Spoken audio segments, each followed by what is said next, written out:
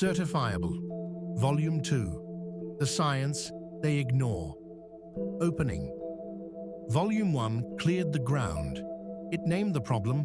It called out the industry's misdirection, its shallow science, its profit before health model.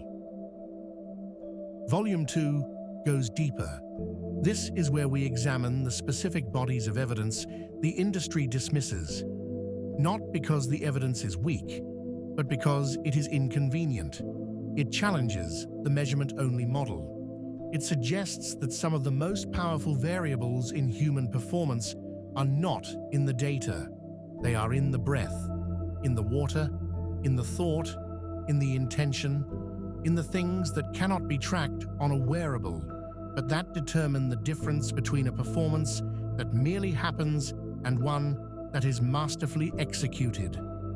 6 chapters, 6 areas where the industry got it wrong by choosing to look the other way. Chapter 6. Weight training versus weightlifting. What is the purpose of weight training? Ask 10 trainers. Get 10 different answers.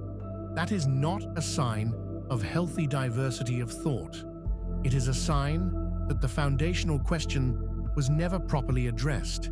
And when a foundational question is never answered, everything built on top of it is built on confusion. My answer is straightforward. Weight training is intended to increase the strength and performance of the body, both individually and as a whole integrated system. The approach begins with mastering the mind-body connection, identifying areas of imbalance and weakness, and building balanced, comprehensive strength from that foundation outward. That is what it is for. That is the sequence. That is the purpose. There are 3 fundamentally different ways that weighted resistance is used in athletic development. They share some tools, but they have completely different purposes, and treating them as interchangeable is where most of the confusion begins. The first is bodybuilding. The goal is not to move the most weight. The goal is to use weight as a stimulus for muscle growth, symmetry, and aesthetic development.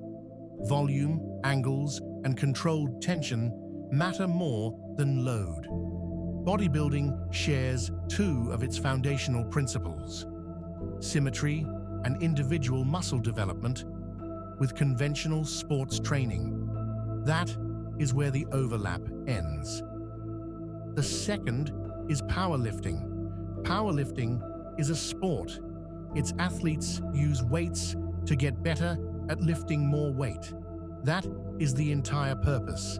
They are not using resistance training to prepare for something else. They are training for the activity itself.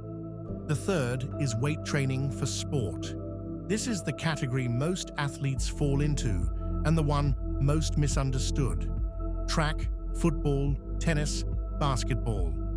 These athletes use weights as a secondary tool to develop the body for optimal performance in a completely different primary activity. The weights are not the sport. The weights build the tool. The tool